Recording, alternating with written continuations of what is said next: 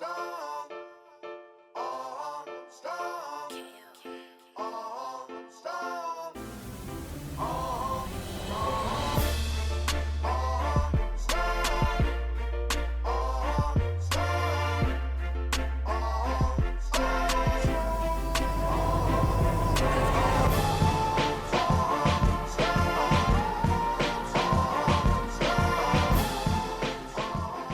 know, they thought no one could actually hear them, but the whole world was listening. At a lavish military parade in Beijing, a hot mic picked up Putin and Xi Jinping whispering about living to 150 years old. And while Putin laughed, Xi could not help himself because for years, China's brutal organ harvesting operations have been documented by human rights groups with victims ripped from prisons and labor camps, their bodies treated like spare parts. And now, as Xi smiles and waves for the cameras, we hear him dreaming of extending his own life indefinitely.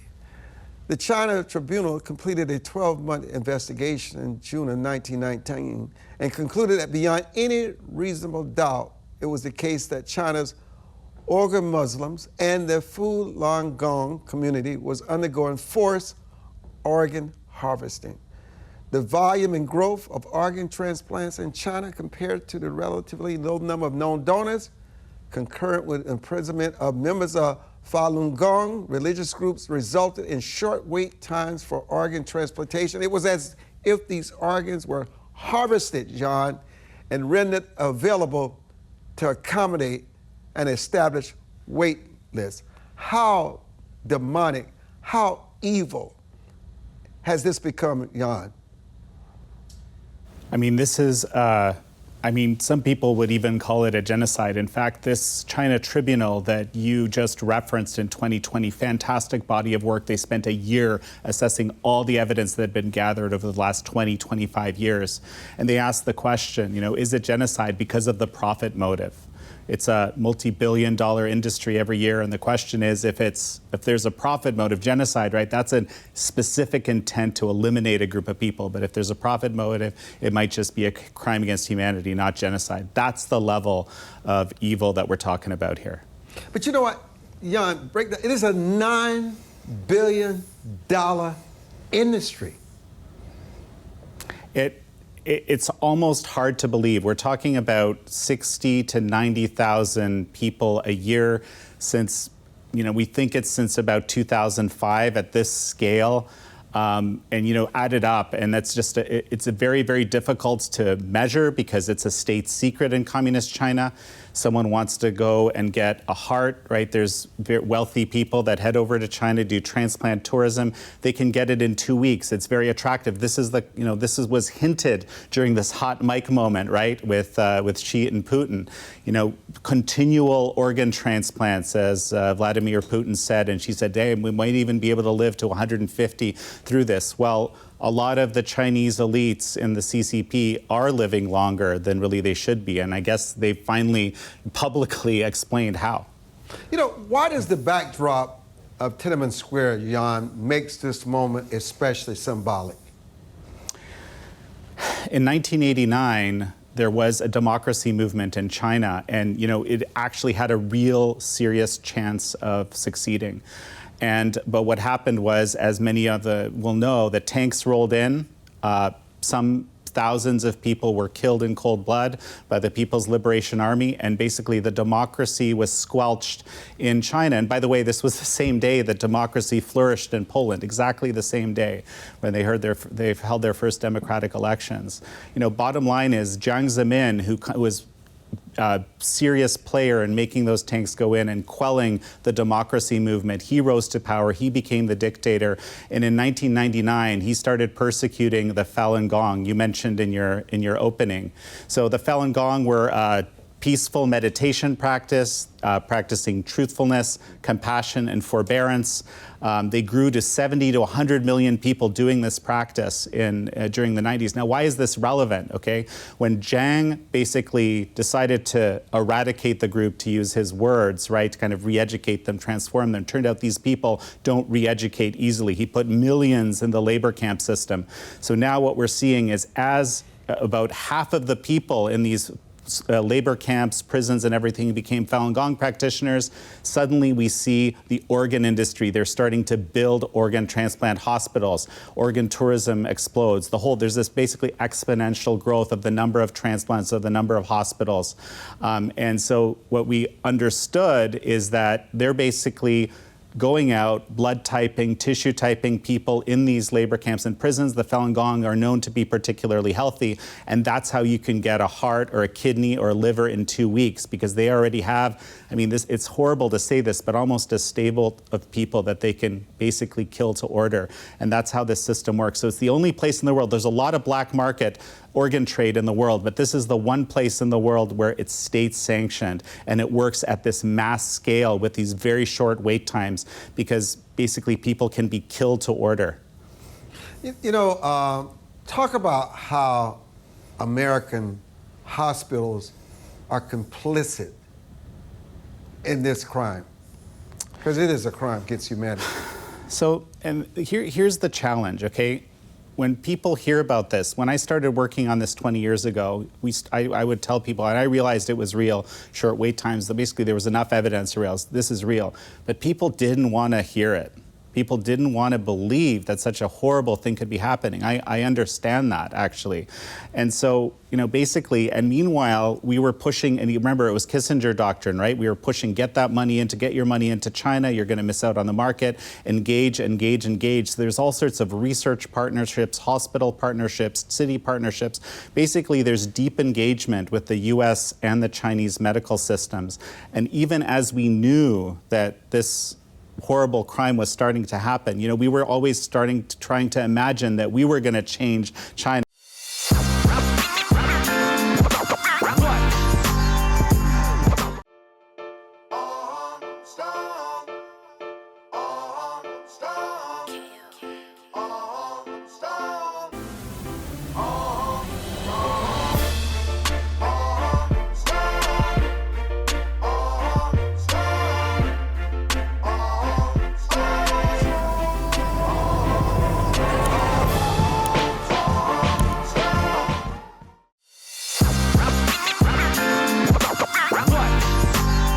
This was the mantra. We're going to invest. It's our democratic ideals which will change. But the change actually happened in the opposite direction.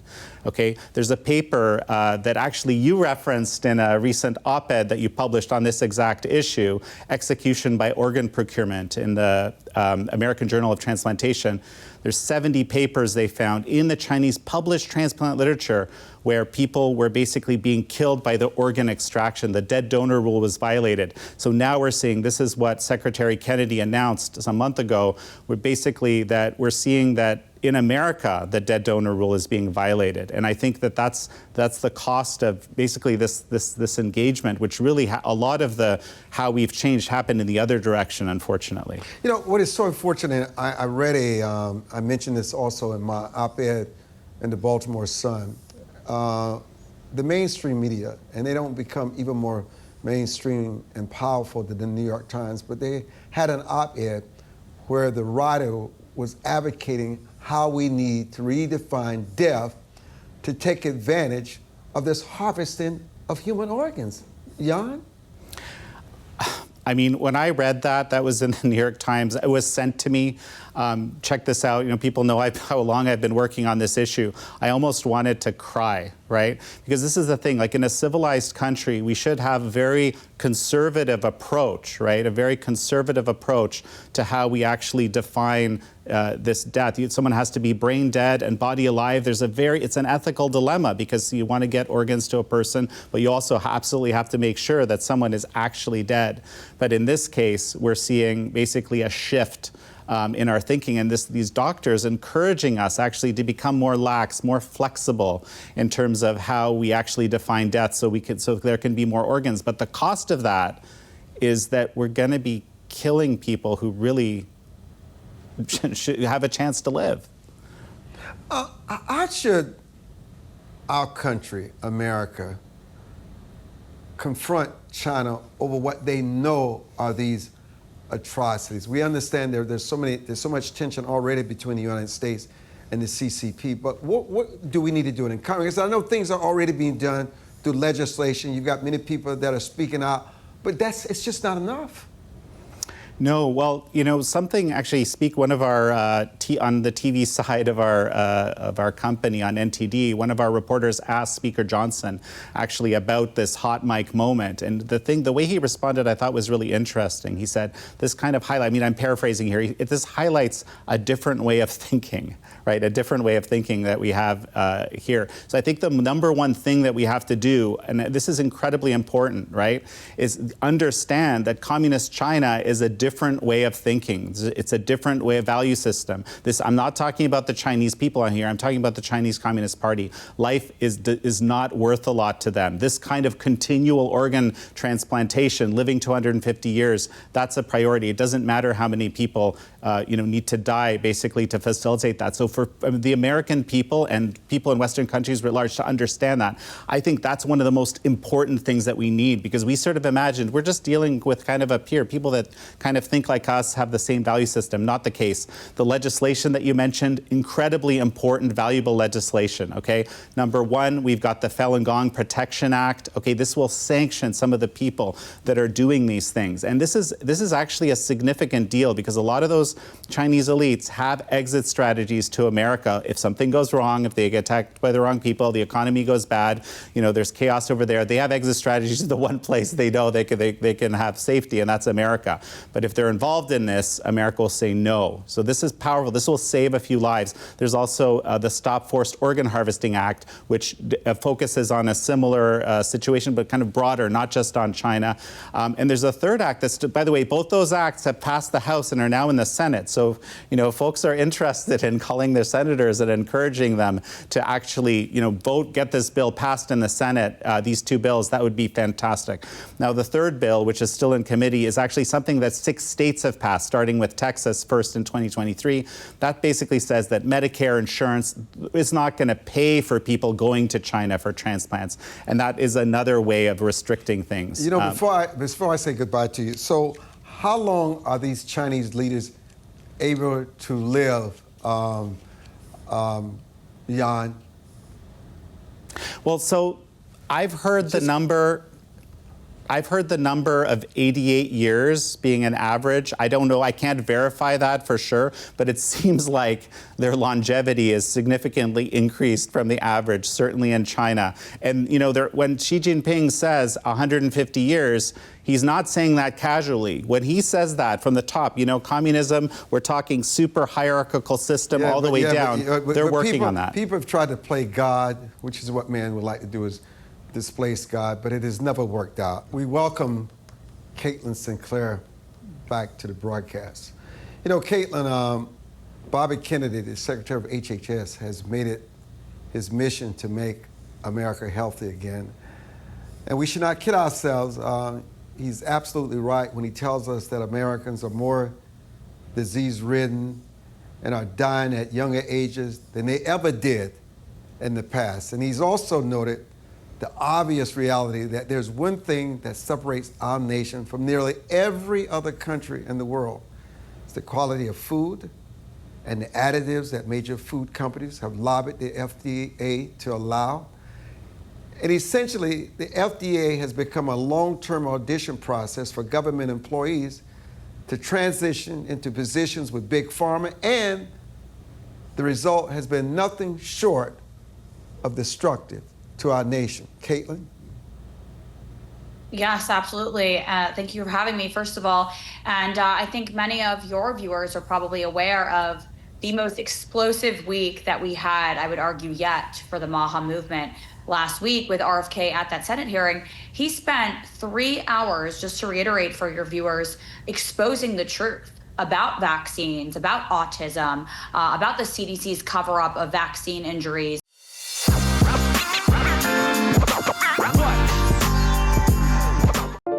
It is easier to build up strong children than to try and repair broken men.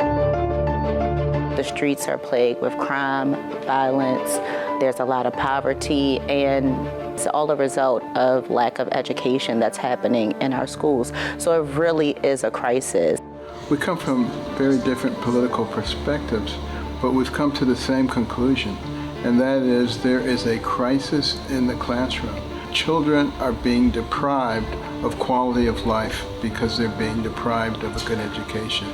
We must solve this problem. It's incumbent upon all of us to join hands together to get this done. We can't afford to wait one more day before we address these issues, because every day we lose another child. Let's stop the politicking. Let's stop the games. Let's really do something to give these kids a real chance at life and being a part of that American dream. We need accountability for funding.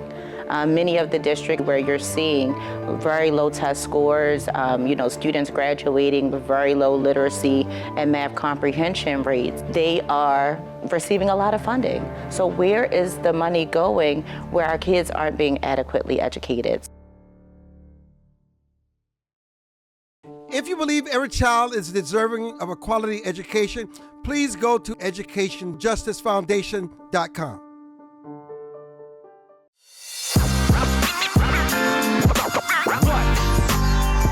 This administration under President Trump is truly the administration of authenticity and truth and the disruptors, right? That's exactly what we heard last year on the campaign, that Donald Trump would bring in disruptors, and that's exactly what Secretary Kennedy was doing last week in that hearing. He's not afraid. These are real issues the American people care about. This is exactly what the president and his team campaigned on, and Secretary Kennedy named names. He called out the corrupt senators to their faces that have been taking money from Big Pharma. So to your viewers and to most Americans, this was not just testimony. This was accountability that was so long overdue. And I think we're going to finally get some of the answers to the problems that you even just laid out. What do you think that many Americans, Caitlin, is going to understand is that science has become a political tool rather than a pure means of discovery? And science, by its very definition, demands that it be questioned over and over again. I think about this when Ignaz Semmelweis, a Hungarian physician, first suggested in the mid-1800s that doctors should wash their hands between performing autopsies and delivering babies. He was ridiculed and shunned by the medical establishment. His idea challenged the prevailing beliefs of the time, and because of it, he was threatened, and the reputations of his practice by powerful figures. It was rejected outright. And though his advocacy eventually was admitted, while he was admitted to an asylum by his colleagues, where he was beaten by guards and ultimately died. Look at Galileo, argued in the early 1600s that the earth revolved around the sun. He was branded by a heretic by the Catholic Church. His findings were so disruptive that he was publicly tried, forced to recant, and spent the rest of his life under house arrest. This is what happens when people challenge the past, science, this dogma. This is what results to. And you saw this in Kennedy's testimony. It was not just Democrats. It was attacked from everywhere. And a lot of these are paid puppeteers by Big Pharma, by the science community, and all they're doing is protecting their way of life that benefits them and not everyday Americans. Yeah, and I love that you just pointed that out. Of course, science needs to be retested and tested and proven. And I think the biggest sign of someone having high intelligence is being able to form new opinions. I think we have so not only lost that in America right now, but we have lost the art of listening in this country to actually hear the other side. And if RFK is so dangerous, my question is, why are they so afraid of him? The same people that covered up lab leak theories, that censored doctors back during the pandemic, that punished experimental shots on our kids, they now say that he's the threat. They're scared of him. So when our secretary, fires CDC insiders, Congress screams, that's dangerous. But when Dr. Fauci lied under oath, crickets, absolute crickets from the mainstream media, from these same senators that were trying to call out Secretary Kennedy the other day. Let's see, when kids lost years of schooling and education, complete silence. So these are the same people now trying to take down the exact man that's asking, why are we so sick? Why are we so weak? Why are we infertile? They're not mad that he's failing. They're mad that he's cleaning house. And they see that as failure on their part, failure to win, failure to take money from Big Pharma, and failure to control. So that's the real narrative. And the mainstream media is doing classically a horrible job and of course, covering up. You know, Jan, hospitals are not in the business of finding a cure and healing you. Because if you're cured and healed, then they're not making money. They can only make money if you're sick. And history shows us that truths, even the most obvious ones, are fiercely resisted when they threaten entrenched power. And time and again, the people who dare to question settled science turn out to be the ones pushing humanity toward a more accurate understanding of reality. America is sick. Americans are not getting any better by going to hospitals. Diabetes. America spends all this money on health care, and we have the people in the worst condition in the world. Why? A first world country. Why, Jan? You know, I had a guest on American Thought Leaders recently, J.D. Yang, who said, you know, we're kind of been in the business not of health care, but disease care, right? And so it's kind of a whole, I feel like we're kind of in the midst of a paradigm shift here.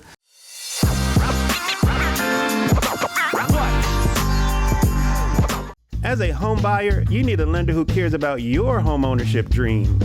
United Security Financial has been helping families secure their dream homes for 30 years. We're a national fair practice lender that provides affordable mortgages and low down payment programs to eligible home buyers. To learn how United Security Financial can help you secure your dream home, call 1-800-373-4186.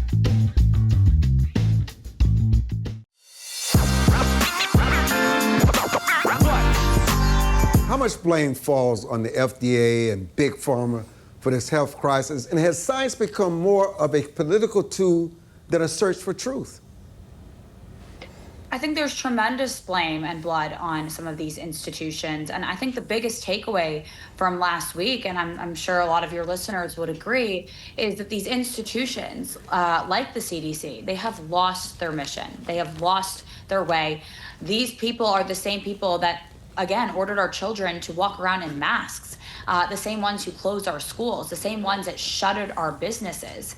And once these were supposed to be agencies, once upon a time, that were meant to protect the public, to inform the public, to inform Americans.